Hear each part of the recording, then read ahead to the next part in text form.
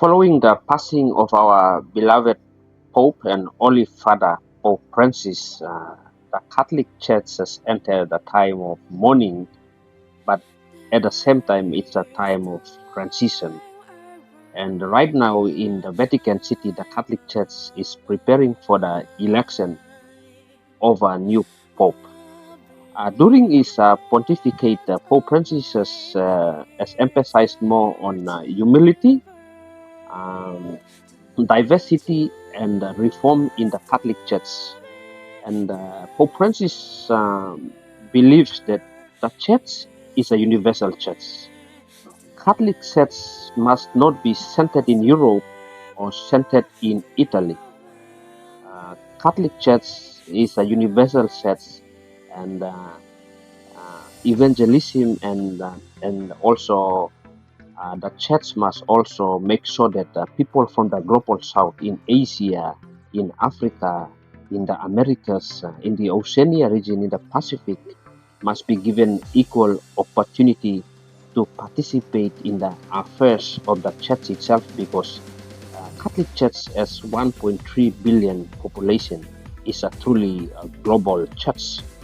And the Pope, the position of the Pope itself, the Pope is a successor of Saint Peter, and Saint Peter is someone who is very close to Jesus, and that means that Jesus came to the world not to a particular person, not to a particular group of people, but Jesus came to save the world, the human race. Beneath the epidermis, there is no blue, there is no yellow, there is no black, but it's all red.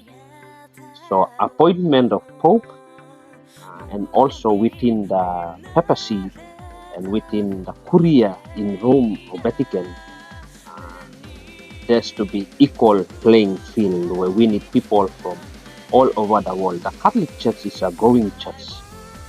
Nowadays, a high number of people from Africa converting to Catholic, and it's a growing church, really telling us that Catholic Church is truly a universal church. And what Pope Francis did was Pope Francis' focus was more on the global side, global south, sorry, to make sure that there is representative of people from the Asia, from Africa, from the Pacific in Vatican. And you can see that one of the excitement was before there were normally 120 cardinals, they become cardinal electors, so they vote for the Pope. But now there's an increase to 133, and that's during Pope Francis' pontificate. Other 13 cardinals were added onto the 120, and Pope is a very, very important position to be on the papacy. And right now we have the cardinals will be in the 16th chapel, 16th chapel behind closed doors. It will be very, very secret, and they will go through the election process, which will last for 2 to 4 days. And we don't know what will be going on in there, but it's very, very important for those cardinals to elect a pope, not according to what they see, according to what they believe, or according to their personal observation or personal convictions, or according to their emotions and feelings. The Pope is a very, very important position. Globally, the Pope is the leader of 1.3 billion population. So whatever the Pope says, it will affect policies. It will also affect political discourse, and it will change a lot of things. And that's where the Pope is very, very important.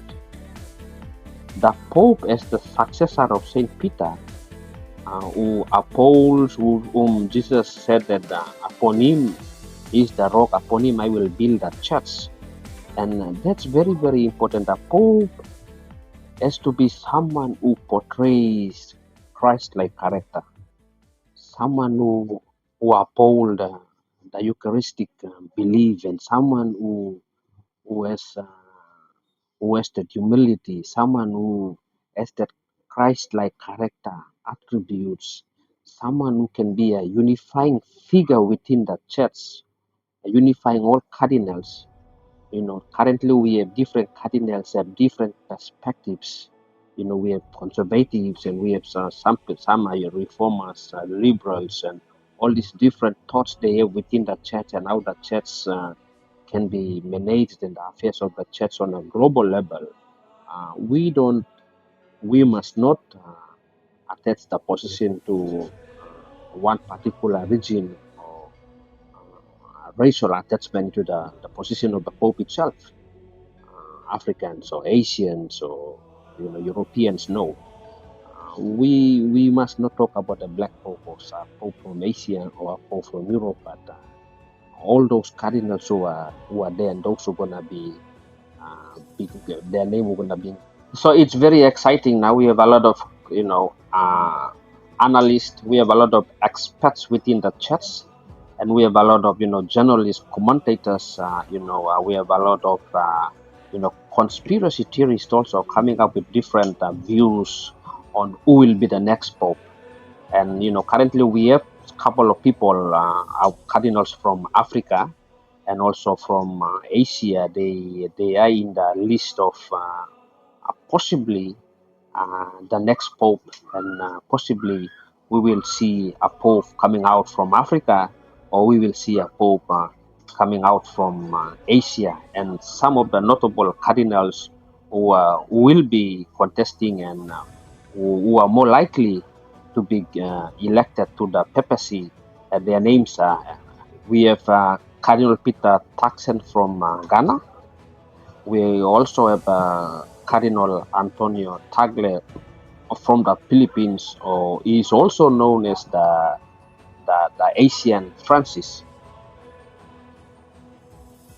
No one really knows exactly how long the conclave will last or the election of the Pope will last, but there's a couple of people and experts believe that it will not last more than 3 to 4 days, but it will be less than 3 days, 2 days, and I think people within the conclave already know whom they will choose, and among the cardinals, and also they believe that they will look for someone who will continue with the reformation of the church, and also someone who will play a balance between the modern era and also upholding the traditions and the the long established values of the Catholic Church itself. So the election of the Pope itself, it's deeply spiritual, political, and also it's a global event. And 1.3 billion Catholics around the world are anticipating for the election of the new Pope, and they are eagerly waiting to see who will be the next Pope. And since we have, some African cardinals on the line to be elected, and we have, one cardinal from the Philippines who is also very active and is regarded as the Asian Francis, and is also one of the hottest contender for the Pope position. People are eagerly waiting. They are praying. There's a lot of, a lot of comments and a lot of sentiments being said online, on YouTube, on the internet, and people are eagerly waiting. And it's a very, very special event.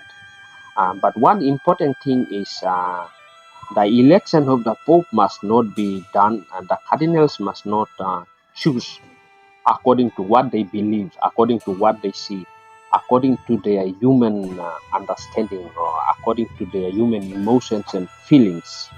And the church is very, very important. The church is the church of Christ. The Pope is the successor of Saint Peter, and the Pope must someone who truly portrays and who truly displays the character of Jesus Christ. And that's very, very important, because we are coming through a very uncertain times, and the future ahead is full of uncertainties with all these global issues, geopolitical realignment. We have wars, famine, we have all these issues, and also issues within the church itself, the Catholic Church itself. And the Pope must someone who have to be a unifying figure, who will restore the pride of the church, who will restore the Catholic Church as it was before, and someone who will unify all Catholics around the world, not only Catholics, but all Christian believers, someone who will set the face for Christian belief and Christian values and principles that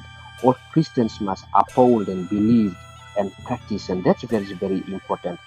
We don't have to come up with the different ideologies and different attach racism into the appointment of Pope and who will be the next Pope, a black Pope or a Pope from Asia or a Pope from Europe. No, the Pope must be someone, must be chosen by God Himself, and the appointment process must be coming through the power of the Holy Spirit.